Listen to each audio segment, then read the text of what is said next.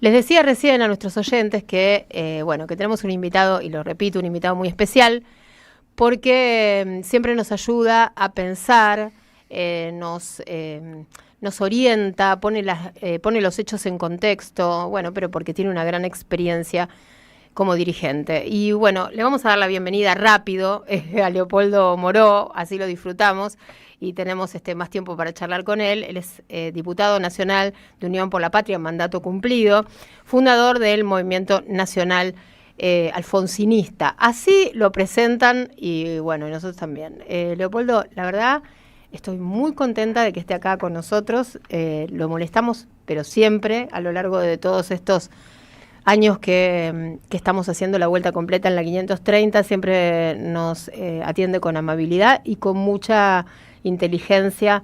Nos fue orientando, ¿no?, a lo largo de todos estos años en la coyuntura.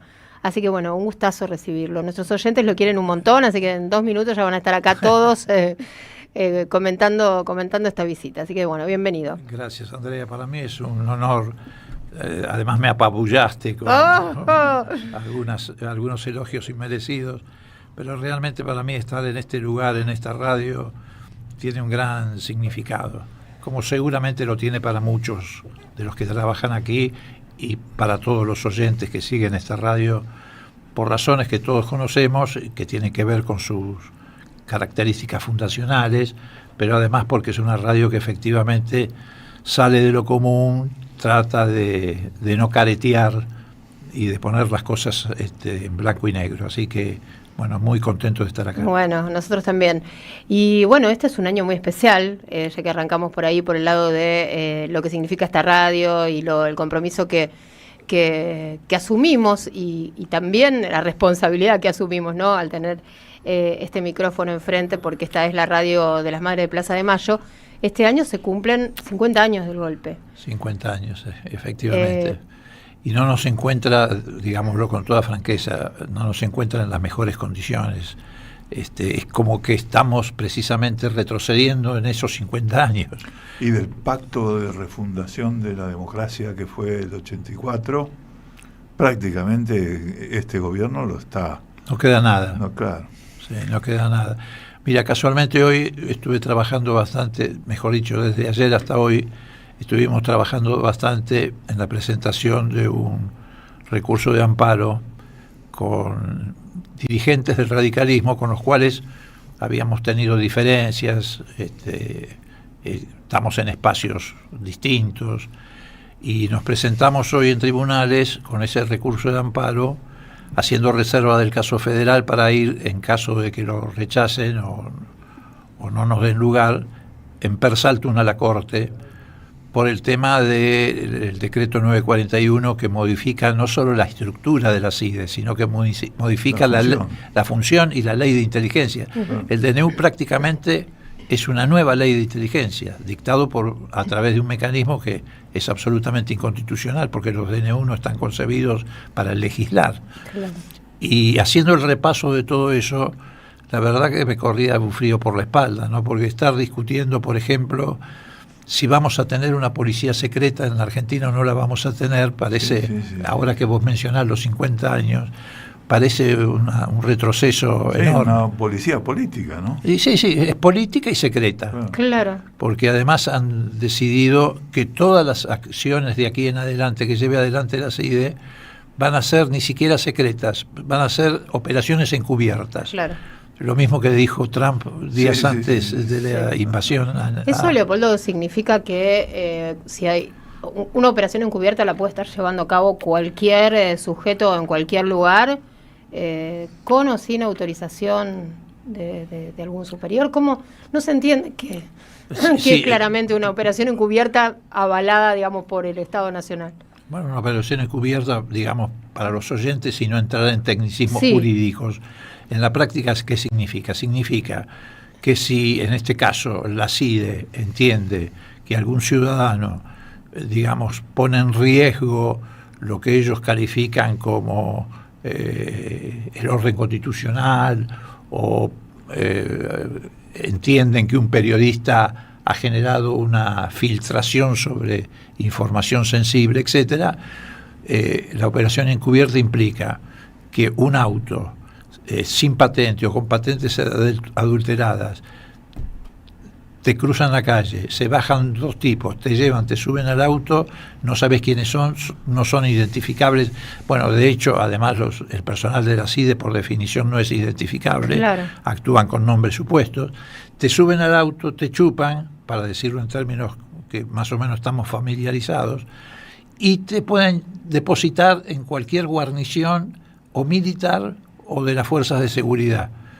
Todo esto sin actuación judicial, sin una orden, claro. Sin la obligación de notificar al juez, porque además lo pueden hacer no solamente porque entienden que estás cometiendo un delito en flagrancia, que tampoco lo podrían hacer en esas condiciones, sino porque has contravenido la política de contrainteligencia del gobierno, porque además han suplantado la política de inteligencia nacional sobre temas de seguridad por el concepto de contrainteligencia, que es un concepto de espionaje interno. Ellos enumeran en la ley, el proyecto de ley enumera las situaciones, pero son absolutamente generales, queda abierto para que para cualquier cosa, en cualquier momento, cualquier cosa. Para cualquier cosa. Pero eso se parece a las prácticas de la dictadura. Exactamente. En la dictadura hubo un plan sistemático. En este caso era un plan sistemático de persecución y de eliminación del enemigo, del adversario político, como el disidente, de eliminación física. Sí. Este también es un plan sistemático, que no culmina probablemente, digo probablemente porque además nadie puede saber en dónde termina una operación de ese tipo, que te levanten en la calle, que te lleven un auto sin identificación, que no tengan obligación de comunicar esa detención. Pero claro, es un plan sistemático que todavía no sabemos qué final puede tener. Entonces nos presentamos en tribunales hoy a la mañana, digo en plural porque... Todos radicales, Leopoldo. Sí, todos radicales, de matices distintos. Este tema los reunió. Este tema nos reunió, felizmente. Firmo yo, firma Ricardo Alfonsín, Federico Storani, Luis Cáceres, que es un viejo dirigente de la coordinadora conocido como el Changi, ¿no? Cáceres. Sí, el Changi. Manuel Garrido, Eduardo Santín, Terrile, etcétera. Y la verdad que no para no retrasar mucho la presentación del amparo, no buscamos más firmas, pero había mucha gente dispuesta a acompañar. Y nos presentamos precisamente porque más allá de nuestras diferencias, coincidimos en la necesidad de tender rápidamente un cordón sanitario que defienda el proceso democrático. Claro. Y además planteamos el problema del persaltum a la Corte, para que la Corte no siga mirando para otro lado. Ahora ahí está el otro problema, porque el Corte. problema inmediato es la justicia. Absolutamente. Están los servicios, por un lado, que en este caso se convierten en un peligro real, concreto, con esta nueva legislación. Y por el otro lado está la justicia, que no se sabe cómo va a responder frente a esto, ¿no? Bueno, la justicia, por ejemplo, la justicia, los jueces. El Poder Judicial, sí. El Poder Judicial no ha tratado, por ejemplo, el decreto 70. Claro. Y tampoco trató todavía el 641, que fue la primera reforma que le hicieron a la CIDE, apenas inició la gestión de Milei. Hay que decir que en un año ya han hecho 2 reformas a la CIDE, lo que demuestra además que es todo improvisación, que no tiene nada que ver con decretos de necesidad y urgencia, no hay ni necesidad ni urgencia. Además el Parlamento estaba también, ¿no? Si hubiera habido urgencia, el Parlamento estuvo convocado a extraordinaria, hubieran incluido el debate de una ley. La ley de inteligencia en cualquier país de los denominados occidentales, por decirlo de alguna manera, se debate en el Parlamento. Claro. ¿No está relacionado con el espionaje que hubo en la época de Macri contra personalidades políticas de la oposición y algunos propios? Porque así fue, sí. Esto como que legaliza el accionar, eso. Decís vos, Luis va más allá. Sí. El accionar. No, va más allá. Va más allá.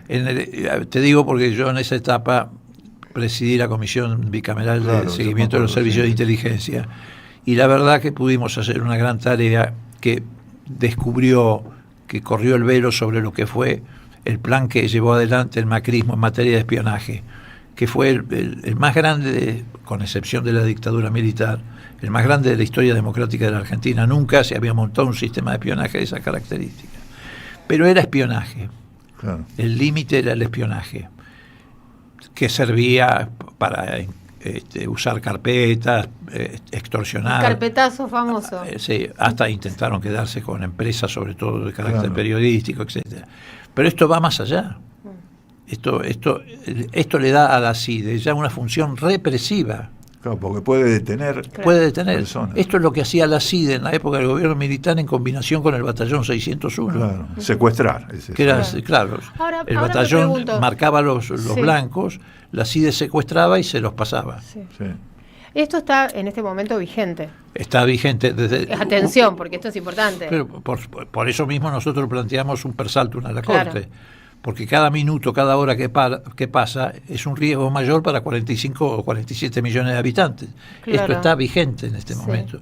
Todo DNU empieza a tener vigencia a partir de la publicación en el boletín oficial. Y hasta que no lo trate el Congreso, esto no tiene... Ahí hay plazos que corren. Cuando ingresa al Congreso, corren 10 días hasta que la Comisión de Trámite Legislativo empieza a tratarlo. Si la Comisión de Trámite Legislativo en otros 10 días no produce un dictamen, recién en ese momento está en condiciones de ser tratado en el recinto. En síntesis, si se sigue ese procedimiento, recién estarían en condiciones en el Parlamento de tratarlo hacia fines de febrero. Mientras tanto, está vigente.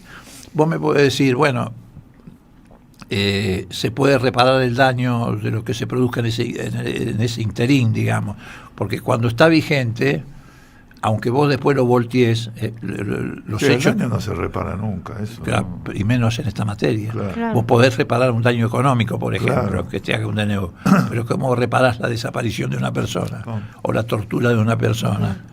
Eso no tiene reparación. Entonces, por eso nosotros decimos, la medida de amparo que hemos presentado tiene sí un plazo. El juez, porque ya tenemos asignado un juez en el Fuero Contencioso Administrativo Federal, que es el juez McCormick, tiene 24, 48, 72 horas. El amparo tiene un trámite muy rápido. Si en ese interín no se produce una resolución o se produce una resolución contraria a la presentación, nosotros vamos a ir en apelación directa a la Corte. Además lo hacemos porque queremos que la Corte no se haga la distraída. Claro. Porque acá está en juego el plexo fundamental de la Constitución, que son los derechos y garantías del ciudadano. No es que está en juego un patrimonio de naturaleza económica, una empresa del sector público. No, acá está en juego la vida de los ciudadanos. Exacto. Es tan importante, desde el punto de vista de la concepción democrática, es tan importante como el voto. Claro. La garantía. Y como el respeto al Congreso y a la... Porque también acá hay algo inconstitucional, que es que un decreto modifica una ley.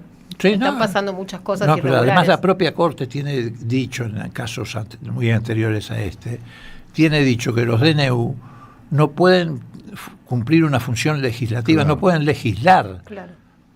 Y además acá no surge de ningún lado ni la necesidad ni la urgencia, salvo que el gobierno de Milei esté imaginando un ajuste mayor que lo obligue entre comillas porque lo hacen a gusto, pero lo lleve a escalar aún más el proceso represivo en la Argentina. Claro. Porque esto forma parte de una de las piezas de un armado, de un engranaje que está pasando desapercibido para la sociedad. Hablemos de eso, a ver cómo es ese engranaje. Claro, esto empezó. El protocolo antipiquetes de Bullrich y Milei. Sí. Después siguió con una modificación a la ley orgánica de la Policía Federal, que también la puso a la policía en condiciones de llevar adelante tareas de inteligencia. Después, en el Congreso hay una modificación muy seria del Código Penal, que también apunta a, legalizar aspectos represivos. Ahora viene este decreto de necesidad y urgencia, que además de esto que estamos hablando, que es la posibilidad de que haya una operación encubierta, que secuestre personas, etcétera, subordina también a las Fuerzas Armadas a la inteligencia, porque le quita al Ministerio de Defensa la dirección de inteligencia militar. O sea, le quita al Poder Civil la facultad, como teníamos hasta aquí, de controlar las acciones de inteligencia militar. Vuelven a manos de las Fuerzas Armadas, pero a su vez las Fuerzas Armadas quedan subordinadas en materia de contrainteligencia a la estructura de la CIDE, que pasa a ser la cabeza de todo el sistema, quiere decir que las Fuerzas Armadas también van a poder hacer inteligencia interna. Sí. Y otra cosa, Luis, discúlpame, Sí. porque me Todo eso embalo va- con esto. Claro, no, pero Sí, todo eso... Y otro aspecto del decreto es que toda la administración pública va a pasar a formar parte de este sistema de espionaje. ¿Por qué? Porque crean dos organismos. Uno que se llama, no me acuerdo exactamente, pero es una especie de coordinadora de inteligencia nacional, Sí. y otra de información. En esa coordinación de información meten a todo el sistema público, a todo el sector público, con la obligación de desarrollar tareas de contrainteligencia. Quiere decir, obligan en todos al lados rector de una universidad, claro, a espiar. al director de un hospital. A espiar. Sí, claro. A buchonear. Como A buchonear. Claro, armar unas listitas. Y Tal a dar cosa sin que- límites de Ay, ninguna qué horror, naturaleza qué horror. los datos de las personas, sin no, autorización no. judicial. O sea, el RENAPER va a poder dar todos No, los claro, datos. la FIP también, La FIP, todos todo. los Sin organismos autorización, del- no hace falta autorización. Entonces, ellos van a pasar a quedarse con toda la información. O sea, violan principios elementales Claro. también. Sí, esa información tenía que estar muy acotada a la FIP, por ejemplo. Y después cada organismo del Estado tiene información personal que tiene que ver con esa actividad. Sí. Pero todo eso creo que está legislado. Cada Pero, pues, dato personal. la ley de que datos uno pone, personales. no puede ser usado Público, por nadie. por Claro. supuesto. Claro. Salvo autorización judicial. Claro. Exacto, exacto. Es Bueno, la- por eso la también famosa ley las de datos plataformas personales. y todos se desviven por obtener datos Bueno, de las acá personas, ¿no? en el caso del espionaje en plataformas, eso va a quedar en manos El de Karina. ciberespionaje. Claro, Sí, ellos lo sí. presentan como una disputa de poder interna Claro. entre Pero eso- Caputo y Claro. Karina. Milei. Claro, lo que es ciberinteligencia queda en la CIDE y lo que es ciberseguridad pasa al ámbito de la jefatura de gabinete. Bueno, ¿y qué rol tiene Patricia Bullrich en todo esto? Central. Usted, Moró, la conoce a Patricia Pero Bullrich sí, por hace supuesto, añares y mucho. Como mucho. No la conocí cuando se llamaba Carolina Serrano. Después. La he conocido ahora que ha vuelto a retomar el apellido Burlich Luro Pueyrredón y actúa de acuerdo a esa Sí, prosapia. esa genealogía. No, mira, yo creo que Patricia es una mercenaria de la violencia institucional. Ella, en cada uno de los gobiernos en los que ha participado, ha tomado con mucha pasión, ha abrazado con mucha pasión la represión. Ocurrió en el gobierno de la Rúa, si bien ella no era ministra de Seguridad, tenía una gran influencia sobre de la Rúa y el famoso grupo Sushi, Sí, Claro. que era el que rodeaba... Era ministra de Trabajo. de Trabajo, Claro, efectivamente. Era después que la se peleaba reemplazó con Flamarique. Moyano. Claro, ¿no? sí. Sí. Pero ella tuvo una gran influencia, incluso me consta que tuvo una gran influencia en la decisión de adoptar el estado de sitio en los días trágicos de diciembre del 2001. Después volvió al gobierno con Macri, ahora ya de manera más definida en el Ministerio de Seguridad. Y bueno, y en el camino dejó la desaparición y la muerte de Maldonado, de Rafael Nahuel, la provisión de armas para favorecer el golpe en Bolivia, que es una Claro, causa sí, judicial sí, que todavía sí, está sí. abierta, pero por supuesto cajoneada por el juez penal que la tiene a su cargo, Claro. penal económico porque era contrabando de armas. Bueno, ya sabemos. Que dejó están una- confirmados por las autoridades bolivianas. Pero absolutamente, Totalmente, sí. está totalmente probado. Ella tuvo un papel relevante a través de Milman, que era su mano derecha, para que te des una idea, en la gestión de Patricia en el gobierno de Macri, en modificar la autopsia de Nisman. Ella presionó a Gendarmería, que tenía con ella una deuda precisamente porque los había zafado del caso de Maldonado y algunos otros abusos, los forzó a la Gendarmería a cambiar la autopsia que ya había hecho el cuerpo médico forense de la Corte y el cuerpo de criminalística de la Policía Federal, donde quedaba demostrado que se había suicidado. Y lo metió en Gendarmería. Gendarmería no hace autopsias de asesinatos, No. salvo en una situación muy particular. Por ahí hace una al año. Pero además la tenía que hacer con la fotografía. Claro. con las fotografías y armaron en la sede de Gendarmería una réplica del departamento, un escenario. Bueno, ella tuvo un papel relevante para transformar eso, que era un suicidio, en un homicidio.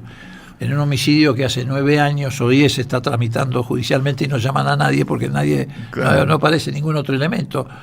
Además sustituyó al cuerpo médico forense de la Corte, que debe hacer 3 o 4 mil autopsias al año por un cuerpo como este, donde hace una autopsia. Y es más, el jefe de ese cuerpo de peritos de Gendarmería, apenas terminó el informe, que ya había adelantado el Clarín 3 meses antes, diciendo cuál iba a ser el resultado, fue inmediatamente ascendido a comandante general dentro de un área que es el cuerpo profesional, donde nadie llega a ese cargo en Gendarmería.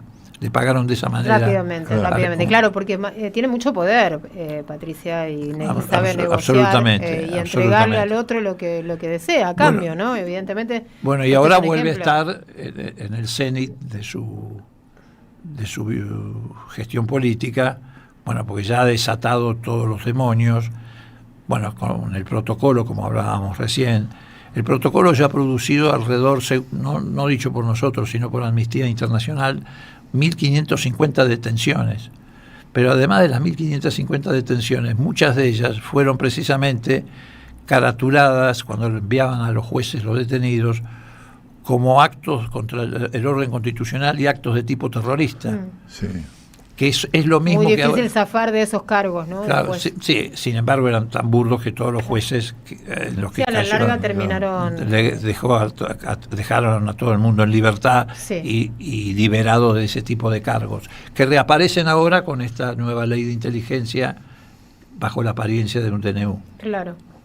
Y en eso siempre lo tuvo también de socio muy activo a Stornelli. Claro. Stornelli era el que hacía esos cargos. Y ella hizo esa historia que ahora, por ejemplo, es un tema que tiene que ver con Venezuela, pero el argumento principal de Trump con Venezuela era que Maduro era el jefe de un cártel de drogas que se llamaba el Cártel de los Soles. Sí. Bueno, arman todo el operativo, lo secuestran a Maduro, lo llevan a la corte, pero en el medio... Patricia Bullrich, que todavía estaba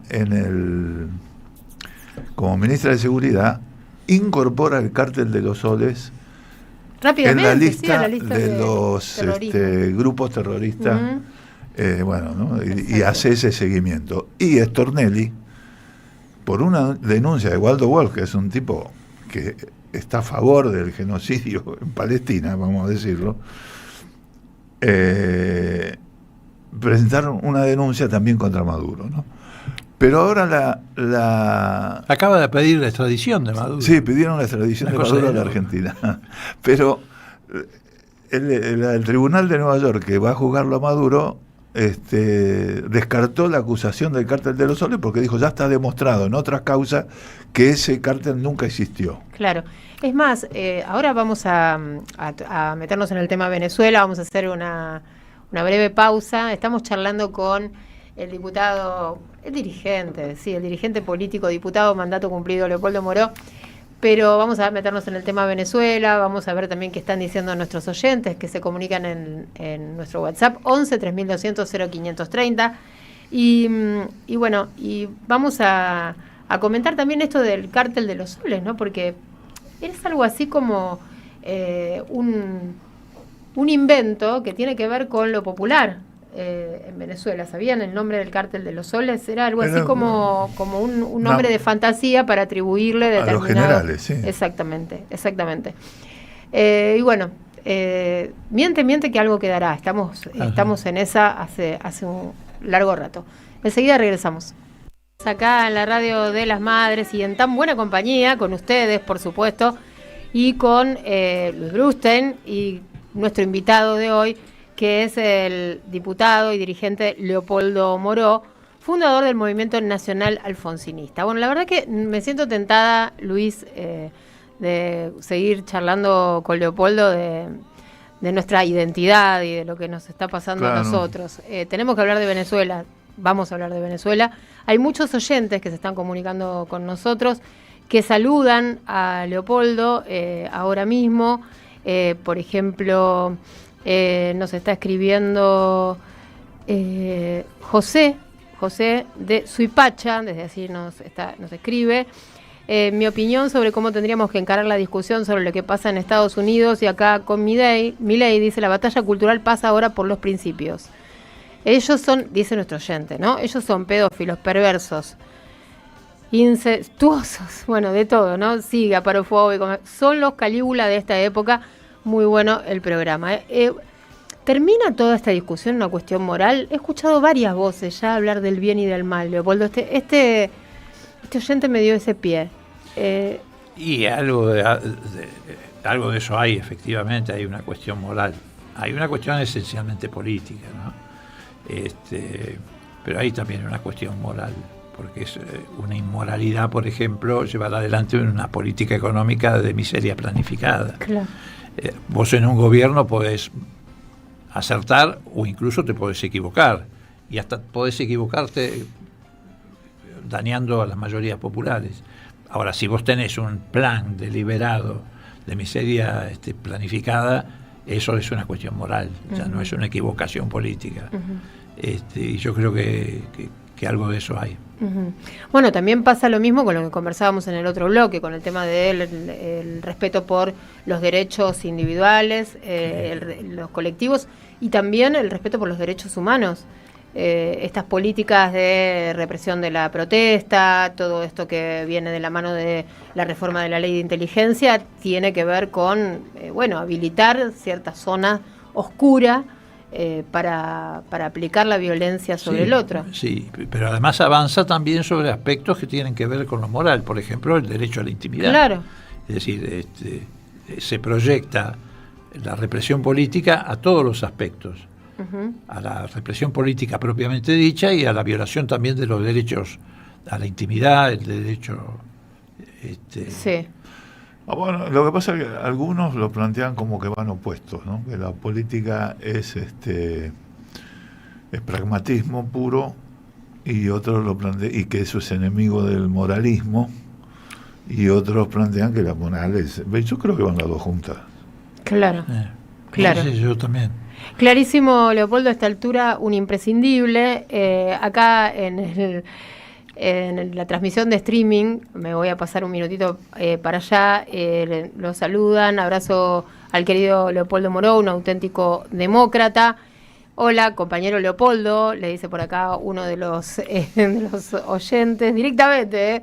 Está bien. Sí. No es un término que me moleste. Yo uso en general compatriotas, porque abarca compañeros, correligionarios y camaradas. Bien, Entonces, perfecto. Ahí están todos all inclusive. Sería. No existe el Estado de Derecho desde hace mucho tiempo, dice otro de los oyentes que está participando de la transmisión en streaming. Y bueno, vienen por ahí los mensajes de saludos y de cariños. Gladys de Villa Crespo también dice cariños a Moró y a ustedes, muchas gracias.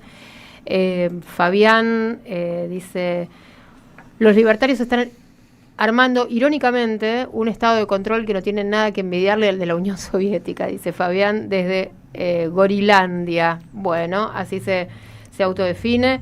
Y bueno, vamos con uno más, a ver si encuentro alguno más.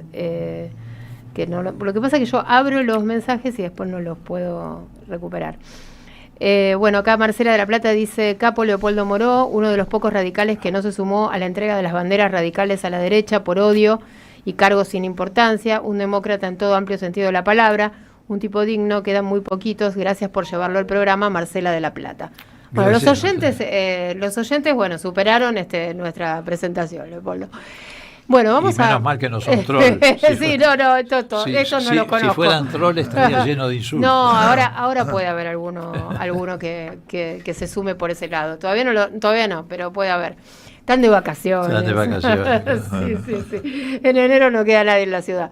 Bueno, estábamos empezando a hablar del tema Venezuela y bueno, por supuesto, pasaron muchísimas cosas. ¿Qué impresión tiene de cómo, de lo que sucedió y de lo que va a venir? Bueno, lo más importante es lo que va a venir. Lo que sucedió, por supuesto, es una enorme tragedia para el mundo. Primero porque se pulverizó definitivamente. Ya venía ocurriendo, pero esto le ha puesto un sello definitivo a la desaparición de un orden jurídico internacional que con sus más, sus menos, había construido una estructura que permitía resolver conflictos de manera pacífica o a través del diálogo o a través de la puja política, pero planteada en términos no violentos. Claro. No es la primera vez que ocurre una intervención tan grosera de Estados Unidos en América Latina, pero sí es la primera vez en que la asumen como tal. En general siempre disfrazaban su intervención, que ha sido sistemática desde hace ya muchas décadas, pero la disfrazaban. Hoy ya no la disfrazan, dicen con toda claridad no solamente qué es lo que van a hacer, sino para qué lo quieren hacer. El otro día en el discurso o en la presentación que hizo Trump, inmediatamente después de la invasión y el secuestro de Maduro, pronunció la palabra petróleo 22 veces y ni una sola vez la palabra democracia. Sí, sí, obvio. Pero antes no era así, antes te la vendían de otra manera, ¿no? Digo que no es la primera vez, en los albores de lo que era el imperialismo norteamericano, cuando todavía predominaba el imperialismo inglés en la Argentina y en buena parte del mundo, los norteamericanos ya habían invadido la República Dominicana. Irigoyen, voy a aprovechar para pasar un avisito de radicalismo auténtico. Sí. Irigoyen, en el año 20 y pico, recibe de un comandante de un acorazado argentino un pedido de instrucciones porque está por entrar a puerto en la República Dominicana y le pregunta el jefe del acorazado qué hace, porque cuando una nave de guerra ingresa a un puerto tiene que hacer el saludo a la bandera del país con una salva de 21 cañonazos. E Irigoyen le dice solo salude la bandera de la República Dominicana, porque en el fuerte estaba la bandera norteamericana. Ajá. Se enteran en la ciudad capital, y un grupo de dominicanos va al puerto con la bandera de su propio país, y recién ahí el jefe del barco ordena saludarlo. Y cuando se inaugura la conversación telefónica entre Argentina y Estados Unidos por el cable que recorría debajo del Atlántico, hasta ese momento no existía, Irigoyen habla con Hoover, que era el presidente en ese momento en Estados Unidos, en la primera comunicación telefónica, y aprovecha y le recrimina muy fuertemente la invasión norteamericana a Nicaragua, a la Nicaragua de Sandino, a quien asesinan en Nicaragua. Irigoyen le reclama muy fuertemente.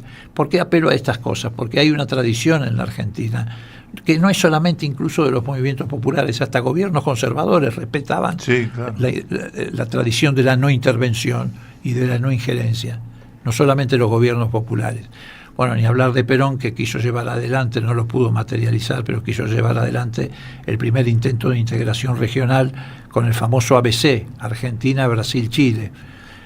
Y además no quiso ingresar al Fondo Monetario Internacional, cosa que después sí hizo el golpe de Estado del 55. Y yo recuerdo muchos episodios. En el gobierno de Iria también se volvió a repetir una invasión norteamericana a la República Dominicana. Iria se negó a enviar tropas argentinas porque los norteamericanos, para cubrirse a sí mismos, habían inventado de que era una fuerza de intervención de la OEA.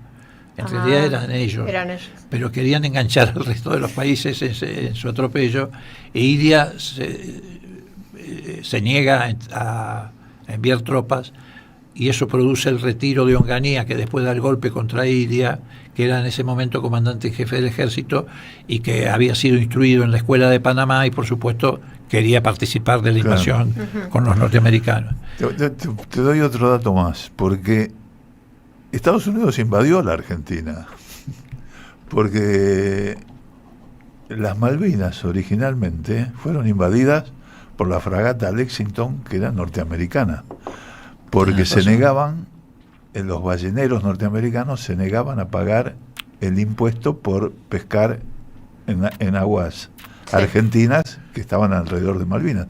Entonces la fragata Lexington, que era norteamericana, invade Malvinas y lo saca el gobernador que estaba en ese momento, Y después, cuando tiene que entregar las islas, porque los tipos no pensaban en quedárselas, se la entregan a los ingleses. Mirá vos. Bueno, y viniendo a estos tiempos, Sí. A mí me tocó vivir un episodio en un contexto distinto, pero bastante parecido a este que se está viviendo ahora.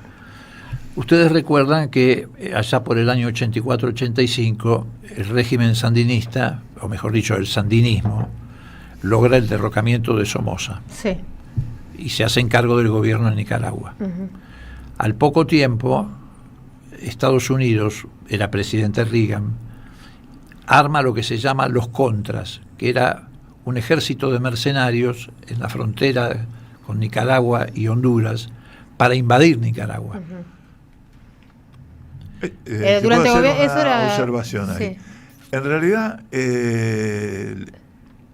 ellos sabían que invadir Nicaragua les iba a ser muy difícil. Lo que querían era desgastar al gobierno sandinista, que en vez de hacer reformas sociales, económicas, tenía que gastar un dineral en la parte militar, ¿no? Leopoldo en ese momento estuvo con Castro, ¿no? Con Fidel Castro, el gobierno de Alfonsín. Te cuento bien cómo fue el episodio. Claro. Ellos armaron a los Contras. Claro. Tanto los armaron que, a pesar de que el Congreso de Estados Unidos había votado una partida muy miserable de $19 millones para armar a los Contras, posteriormente el Congreso de Estados Unidos, cuando vio que se trataba de un disparate, invadir militarmente Nicaragua, canceló la ayuda. Entonces, ¿qué hizo el gobierno norteamericano? Le empezó a vender armas. ¿A quién? A Irán. Claro. Y con el producido de esas armas que le vendía a Irán, compraba armas para los Contras, es decir, los financiaba con guita negra. Claro. de las armas que le vendían a Irán. Es más, terminó en un gran escándalo y con un militar norteamericano destituido y preso. Ellos tenían la intención real de invadir. Claro, triangulaban. Nosotros gobernábamos, te estoy hablando del año Ajá. 86, gobernábamos la Argentina. Y yo voy a Estados Unidos con otro senador radical a entrevistarme con autoridades del gobierno norteamericano, con un poco la misión de tratar de persuadir al Congreso y a las autoridades del sistema político de que era un disparate invadir Nicaragua. ¿Por qué era un disparate? Porque una invasión a Nicaragua en ese momento, vos recordás, Luis, que en ese momento ardía El Salvador, Guatemala, claro, sí. Honduras mismo, hubo genocidios tan o más importantes que en la Argentina. Invadir Nicaragua iba a abrir un nuevo Vietnam en América Central. Terminaba en un desastre. Sí. Y eso ponía en jaque las democracias que recién nacían en América, porque iban a retornar a la doctrina de la seguridad nacional. Es más, en el gobierno militar argentino habían enviado gente, asesores militares a esos países. En los Contras, ellos estaban asesorando a los Contras. Entonces la preocupación de Alfonsín era que eso se extendiera y pusiera en jaque a las pocas democracias que estaban renaciendo y que naturalmente eran muy débiles, entre ellas la nuestra, que fue una transición no pactada y que tuvimos lo que tuvimos que pasar durante los primeros años. Entonces yo voy con este senador, hablamos con la secretaria de Seguridad de Reagan, que era una mujer. Cada vez que nosotros le hacíamos un razonamiento a favor de no invadir Nicaragua, ella nos miraba, hablaba muy poco castellano, ¿no? Nos miraba y nos decía, sí, está bien, pero al comunismo bala. ¿Al comunismo bala? Sí. Con ella estudió nuestro presidente. Bueno, de ahí fuimos... Que son todos comunistas. De ahí fuimos al Pentágono. Donde nos fue un poco mejor, era más razonable un coronel Brown del Pentágono que esta mujer, este era un halcón. Y el coronel nos dijo el coronel Brown, me acuerdo que era el apellido, nos dijo con toda franqueza, miren, el problema de Nicaragua no es un problema económico, que nosotros estemos favoreciendo la presencia de empresas norteamericanas, etc. Nosotros lo que no queremos es que Rusia tenga la posibilidad de que haya bases para su navegación de submarinos nucleares atómicos en América del Sur. Por eso lo de Nicaragua, por eso la pelea, por eso ahora no puede atender Leopoldo, está ocupado. Por eso lo de Angola, etcétera. Bueno, la cosa es que hicimos toda una ronda alrededor de eso. Estaba reunido el Congreso para decidir si volvían a darle o no plata a los contras. De ahí voy a México, y cuando estaba en México me llega un mensaje de que habían armado una entrevista con Fidel Castro. ¿Por qué con Fidel? Porque Fidel tenía que ayudarnos, se había formado un grupo que se llamaba el Grupo Contadora. Ajá. Contadora es una isla en Panamá. Exactamente. Sí. Que eran algunos países democráticos de América Latina, sí. Argentina, Venezuela, etcétera, y España. Y Alfonsín le daba mucha importancia al Grupo Contadora.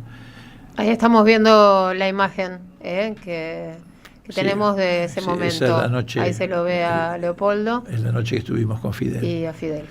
Entonces vamos a ver. Para los que nos siguen por el streaming, en nuestro canal de YouTube, de Somos Radio. Esta foto va a provocar que enseguida estén varios autos de la silla en la puerta. No, tranquilo.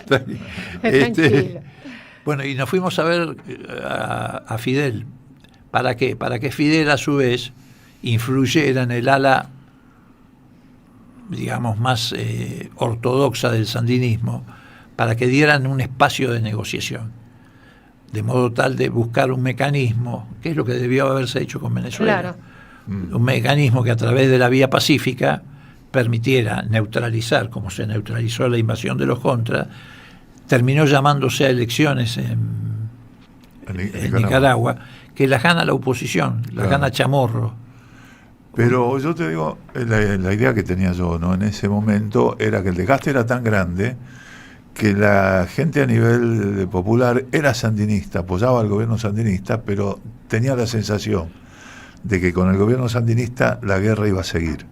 Y la guerra tenía un costo altísimo porque moría mucha gente, que claro, el ejército tenía que crecer y tenía que... Entonces que la gente decidió no votar al sandinismo porque era una forma de terminar la guerra, ¿no? Sí, bueno, pero lo importante es que no se produjo la invasión. Claro. Tuvieron que hacer retroceder a los contras. Se resolvió con el diálogo y la negociación. Exactamente. 5 horas estuve con Fidel. Él era un noctámbulo, como ustedes saben. Sí. Estuve desde las 11 de la noche en ese lugar hasta las 4 de la mañana hablando. La primera hora habló él. Al aire libre los vemos ahí, ¿no? Sí, porque eso es una especie de chalecito. Hay un barrio en La Habana que se llama el barrio de huéspedes, que es donde alojan a los, digamos, dirigentes o representantes de los gobiernos que vienen. Y eso es en el jardín de ese chalecito. Bueno, y ahí estuvimos hablando largamente. 5 horas. La primera hora la habló toda Fidel. Recién pude meter un bocado cuando se tomó él un tiempito para respirar. Entonces, hablaba de Nicaragua, estaba hablando. No, de arranque no hablamos de Nicaragua. Yo iba con esa misión, a hablar de Nicaragua, y terminamos hablando de Nicaragua. No, pero de arranque hablamos de la situación de Argentina. Imagínate vos, nosotros. Era un tipo muy inquieto, muy era un fenómeno. Sí. Mira, para un solo dato. Ahí en esa foto está. A ver si la ponemos otra vez, ahí está. Está la madre de mis hijos, la que está de espalda. Ajá. Ella era la responsable en el gobierno de Alfonsín del Programa Alimentario Nacional, del PAM, las famosas PAM, las cajas PAM, que fue uno de los... El gobierno de Alfonsín tomó 2 medidas muy rápidas. Una, el juicio de las juntas, en el marco de lo que yo te reitero, fue una transición política no pactada. Cierto. Y la otra decisión inmediata fue la creación del Programa Alimentario Nacional, porque la dictadura no solamente había dejado un tendal de desaparecidos, sino también un tendal de pobres. Había sido, el industricidio. Claro. Bueno, y ella, dos mojones, 2 cuestiones muy emblemáticas del gobierno de Alfonsín. Y ella era la responsable del PAN. Entonces Fidel le fue preguntando y le decía: oye, chica, ¿cómo está conformada esa caja del PAN? Entonces ella le decía, no sé, 2 kilos de arroz, 1 litro de aceite, en fin, los componentes de la caja. Y él iba anotando en una libretita. Yo pensé que estaba anotando la composición de la caja. Sí. Cuando termina Mari Carmen de decirle cómo estaba compuesta, le dice: oye, entonces el costo de esta caja para ti es de $7.50. Sí, efectivamente era 7. Había ido transformando el valor a valor dólar, el valor de los productos. Él tenía un gran conocimiento además de la Argentina. Sí, Conocimiento. Se interesaba mucho por todo. Por todo. Además, nos contó en esa entrevista que su real vocación hubiera sido la medicina. Y que el padre, él, como ustedes saben, provenía de una familia acomodada. Y que el padre lo había obligado a estudiar Derecho, pero su vocación era medicina. Como el Che.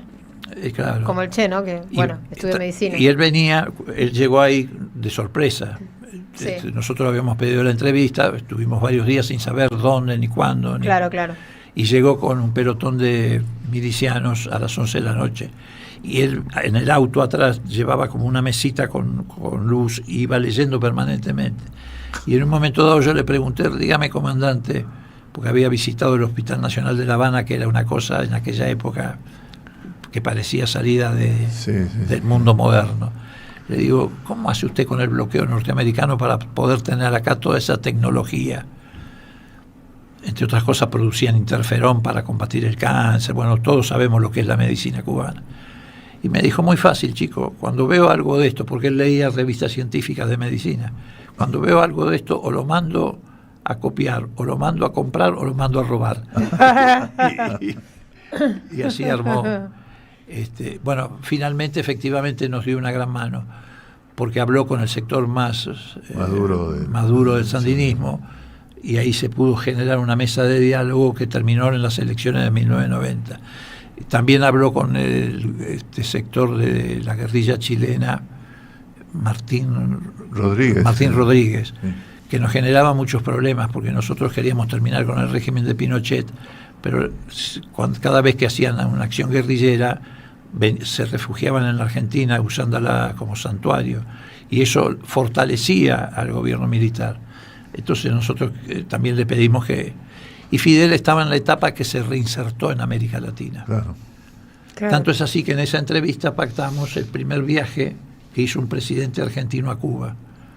Esta entrevista fue el 20 de abril del 86, y Alfonsín visita Cuba en octubre del 86. Creo que tenemos alguna imagen también para compartir de Leopoldo con Alfonsín, ¿verdad? Creo que sí. Alfonsín. Está. Bueno, esa es muy elocuente, muy conocida, además, no sé en qué momento es del gobierno de Alfonsín, pero bueno, sabemos todos qué rol cumplía Leopoldo en ese momento. Sí, bueno, éramos una muy generación... cercanos, eran los jóvenes, ¿no? Era una generación joven que no era, digamos, advenediza desde el punto de vista político, éramos todos militantes políticos. Lo que pasa es que habían arrancado muy jóvenes. Muy jóvenes, pero claro, lo que pasa es que habíamos arrancado una militancia que era en la clandestinidad prácticamente. Yo me acuerdo a Freddy Storani, que era presidente de la FULP, de la Federación Universitaria de La Plata. Cuando yo entraba a la facultad en Exactas, ¿no? Pero en Exactas de acá de Buenos Aires, sí. Sí, bueno, pero lo que pasa es que nuestra militancia hasta el 83 prácticamente se desarrolló en la clandestinidad. Claro. Sí, a pesar pero de la mayoría era. Claro, entonces éramos una generación nueva, pero relativamente nueva.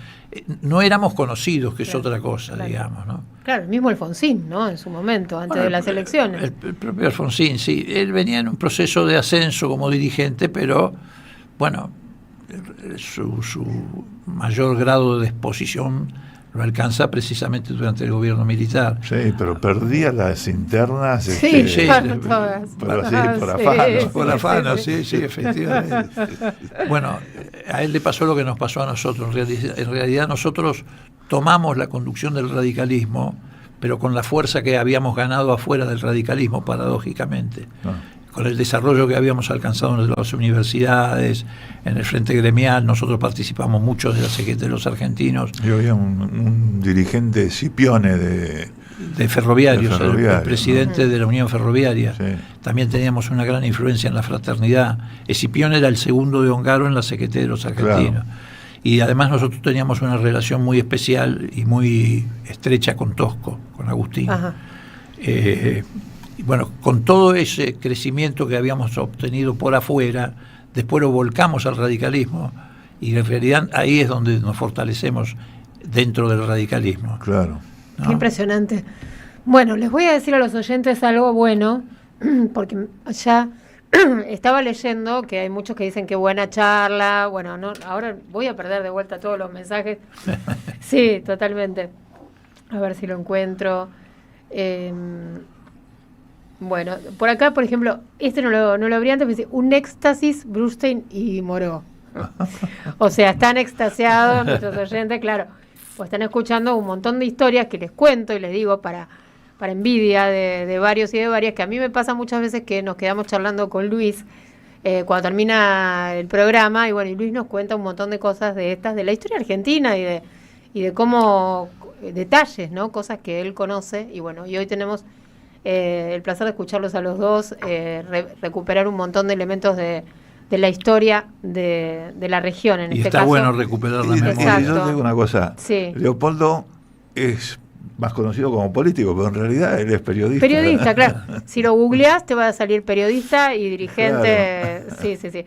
Leopoldo, maestro y compañero querido, te conocí en el Triunfo en Lincoln. Es un pueblito En lo de Toto Monasterio, Toto dice. Monasterio, sí, Gabriel de Villa Ballester. fallecido, fue un precandidato Sí. a intendente nuestro en Lincoln, sí. Sí, bueno, es lo que nos están diciendo en este momento, pero para todos los oyentes y las oyentes que siempre disfrutan de escuchar a Moró, lo van a escuchar seguido ahora en la 530, ¿verdad? Bueno, sí, vamos a dar la primicia, por supuesto. Sí, y además hay que darla en el lugar donde vamos a empezar, creo que hacia fines de febrero, un programa aquí en este lugar, en esta radio, los sábados de 13 a 15. Bien, felicitaciones. Para volver a la profesión que Claro. me cobijó durante mucho tiempo. Claro, ¿no? bueno, acá había también un mensaje de alguien que decía que, bueno, que estaba acá. Silvia, lo encontré de casualidad. Lamento la pérdida de un animal político como él, como Leopoldo, ¿no? En el Congreso. Un gran desatino, porque es una pérdida para todos, especialmente porque los reemplazos no le llegan a los talones. Él sabe cómo moverse allí. Su ausencia y de otros valiosos es parte de la decadencia que estamos viviendo. Saludos, Silvia de Moro. Yo le agradezco mucho a Silvia, pero le quiero decir lo siguiente. En primer lugar, yo soy un militante político, no un militante electoral. Yo no nací, aunque parece a veces que sí, porque estuve muchos años en el Congreso, pero yo no nací con un diploma de diputado debajo del brazo. Sí. En todo caso, si tengo algún diploma es el de militante. Y creo que se puede desde ese lugar servir de muchas maneras la causa nacional. Bien. Y además uno tiene otras facetas también y para desarrollar. Sí, además hay tiempos políticos. Yo pienso seguir haciéndolo, esa contribución pienso seguir haciéndola desde este micrófono, por ejemplo. Perfecto. Claudio de Villa Pueyrredón dice, Leopoldo es lo más, un nivel de información y de procesamiento de esa información que tienen muy pocos. También nos están saludando desde Ushuaia, felicitaciones y qué buena primicia, ya está teniendo repercusiones lo del programa. ¿Cómo se va a llamar, sabemos? La causa. ¿La causa? Sí, la qué causa. bien. Vamos a rescatar o intentar rescatar ese concepto de la causa versus el régimen. Sí. Es un concepto que nació con el irigoyenismo. Irigoyen bautizó a su movimiento político como la causa contra el régimen. Y nosotros creemos que la causa nacional hay que recrearla y reconstruirla. También vamos a ver si podemos impulsar, no desde ya en la radio, sino en nuestra militancia, lo que Luis seguramente se acordará, que son las famosas cátedras nacionales. Claro. Que precisamente arrancaron del decano de tu facultad de Ciencia Exacta, que era Rolando García. Claro. Bueno, no, las cátedras nacionales estaban en Filosofía y Letras. Sí, pero el autor intelectual de eso era Rolando García. Sí, Rolando García. Uh-huh. Bueno, vamos a hacer un breve corte, enseguida regresamos y seguimos charlando con Leopoldo Moró. 12 minutos se fue esta vuelta, pero volando. Acá los oyentes dicen, decirle a Leopoldo que atienda el teléfono a ver si es Cristina. Sí. Aguante la patria grande. Dice por acá otro oyente, siempre pensé que Leopoldo era un presidente en potencia y sigue en carrera. Una persona muy inteligente, Leopoldo. También acá están, celebrando el tema de que Leopoldo tenga un programa en la Radio de las Madres. Qué lujo escuchar a estos dos maestros en un mismo espacio radial. Qué gran noticia que la voz del gran Leopoldo Moró tenga un espacio en el aire de las madres. Bueno, viene por ahí, ¿eh? Todo, no, los trolls están de vacaciones, definitivamente. Ninguno es pariente mío, quiero aclarar. Sí, Ninguno es pariente mío. Bueno, acá, después cuando terminemos, vamos a abrir todos los mensajes y se los vamos a pasar a Leopoldo, ¿sí? Bueno, acá hay un mensaje de Aldo que dice: buena entrevista con Leopoldo y Luis. Luis debería contar más de su militancia para los más jóvenes. Los veteranos damos por sabido cosas que ignoran muchos jóvenes y podrían ser útiles. Siempre le digo eso a Luis, ¿o no? ¿Sí? Siempre te lo digo. Pero bueno, lo hablamos Sí. fuera de aire, pero creo que sí, que Luis tendría que contar más de no solo de su militancia, sino también de todo su recorrido en los medios, que tiene mucha experiencia. Pero bueno, lo dejamos para otro día, Luis. ¿Qué te parece si aprovechamos que está Leopoldo y le hacemos alguna pregunta de lo que nos está pasando? Sí, yo te quería preguntar Por una estos cosa. lados. Sí, Más que nada tu mirada, porque no es una pregunta que tenga intención de hacer juicio ni nada, ¿no? Pero en el peronismo hay posiciones hasta encontradas, ¿no? Porque hasta hay aliados con el gobierno. ¿Cómo te ubicás vos en el diseño del radicalismo, del panradicalismo, con gobernadores como Cornejo o como que han hecho un seguidismo de primero de Macri y ahora de Milei? Mira, en primer lugar hay una diferencia sustantiva respecto a lo que pasa con el peronismo. El peronismo tiene esas contradicciones, como siempre las ha tenido en general toda expresión del movimiento nacional. Sí. Incluso en el auge de grandes liderazgos como el de Cristina o de Néstor había contradicciones de ese tipo, o en liderazgos como el de Irigoyen también había contradicciones de ese tipo. Tanto es así que Irigoyen en el año 28, cuando va a la reelección, enfrenta a una coalición donde estaba, entre otros, la Unión Cívica Radical Antipersonalista. Claro. Así que es propio de los movimientos nacionales. Pero en este caso hay una diferencia. En el peronismo todavía todos pareciera que se sienten más o menos contenidos, de alguna manera. El radicalismo llegó a una diáspora de tal naturaleza que ya prácticamente no se vive eso como una contradicción con tus correligionarios. Se cortaron los vínculos. Se cortaron prácticamente todos los vínculos. Lo digo con dolor porque fue un partido centenario, claro, que con virtudes y defectos hizo algunos aportes en la historia argentina importantes. Pero ya no existen. Antes el radicalismo tenía alas, un ala popular, progresista. Yo siempre digo, por ejemplo, ¿por qué gana Alfonsín las elecciones? Entre otras cosas porque no hizo antiperonismo en la campaña electoral. Tanto es así que obtuvo el 52% de los votos, frente a un partido que históricamente no superaba el 25%. Lo votaron infinidad de peronistas. Y paradójicamente le gana el peronismo porque no hizo antiperonismo. Bueno, pero eso ya no existe, esas alas no existen. El partido, la burocracia partidaria, el sello partidario ha quedado atrapado por quienes hacen seguidismo de lo que venga, de la derecha en general. Primero hicieron seguidismo de la derecha macrista y ahora hacen hasta seguidismo de la ultraderecha mileísta. Entonces yo ya no me siento más contenido, no siento que tenga una contradicción con ellos. Tengo una contradicción con ellos como la tengo con el gobierno. Y con los viejos dirigentes que eran compañeros tuyos, o que supongo que los encontrarás. Sí. Están muchos alejados de la muchos están alejados. Hay algunas cuestiones de relaciones personales que nunca se rompen. Si vos estuviste preso, por ejemplo, con un compañero tuyo y ese compañero después tomó otro camino, esa relación no se rompe por esa razón. Claro. Y con otros estamos rehaciendo la relación. Por ejemplo, este amparo que presentamos lo firma Ricardo Alfonsín, lo firma Storani, lo firma el Chanqui Cáceres, y estamos reconstruyendo la relación, no solo por cuestiones afectivas, sino para demostrar que lo viejo todavía sirve. Juan, claro. Leopoldo, ¿hacia dónde va el Movimiento Nacional Popular, el peronismo, el espacio donde usted trabaja y milita en este momento? Mira, yo el espacio en el que milito es el kirchnerismo, claramente, porque fue el espacio que nos convocó a quienes veníamos de otras fuerzas políticas, pero nos sentimos interpretados, representados por el kirchnerismo. Y seguimos en ese espacio. Yo creo que hay que hacer un gran esfuerzo de reconstrucción del movimiento nacional. Reitero, no es la primera vez que se atraviesan situaciones de crisis, situaciones complejas. Creo que ese esfuerzo de reconstrucción hay que hacerlo sobre la base de contenidos, por eso yo recién hablaba de las cátedras nacionales, etcétera. Creo que hay que rescatar fundamentalmente los contenidos, porque si no avanzás sobre los contenidos, te quedas atrapado en las internas por posiciones de poder o por candidaturas. Y creo que además no hay que, aquellos que no venimos del peronismo, no hay que tomar una actitud indiferente respecto a lo que pueda pasar con el peronismo. Es fundamental lo que pueda pasar, porque a pesar de todas las contradicciones, sigue siendo la única fuerza política que tiene en su agenda el concepto de distribución del ingreso y de soberanía nacional. Claro.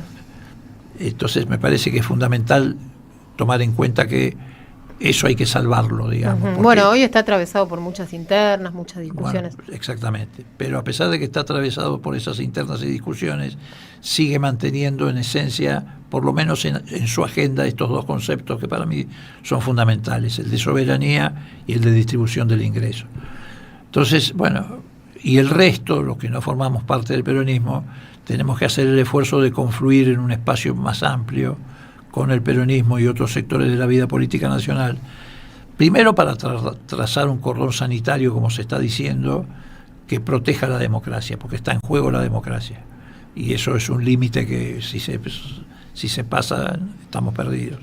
Y en segundo lugar, porque tenemos también mucho para aportar de nuestra propia historia, por ejemplo, en nuestro caso, de la historia de Forja, de la historia de lo que ha sido muy importante. Hasta Forja ha sido hasta muy importante en la vida del peronismo. Sí, claro. sí, El sí. pensamiento de Jaurés. Fue el único sector intelectual que lo vio llegar. Exactamente. Bien. Y casi hasta se anticipó. Claro. Sí. Sí. Es anterior al peronismo, pero de alguna manera lo estaba anunciando, ¿no? Exactamente. Está en juego la democracia y Cristina está presa. Y Cristina está presa como una expresión de cómo se ha roto el pacto democrático en Argentina. Y además Cristina está presa, yo no tengo ninguna duda, por orden de Estados Unidos. Lo dijo con todas las letras Marco Rubio. Marco Rubio lo dijo, y lo dijo el nuevo embajador norteamericano, que dijo que venía aquí, entre otras cosas, a vigilar que Cristina continuara presa. Y que además le aplicaran mayores penas en los juicios que tiene que afrontar por delante. Forma parte de este proceso de la ruptura del pacto democrático, que se fue rompiendo de a poco, y entre otras cosas se rompió también cuando intentaron asesinarla. A Cristina la han intentado asesinar, la han perseguido sistemáticamente, la han proscripto.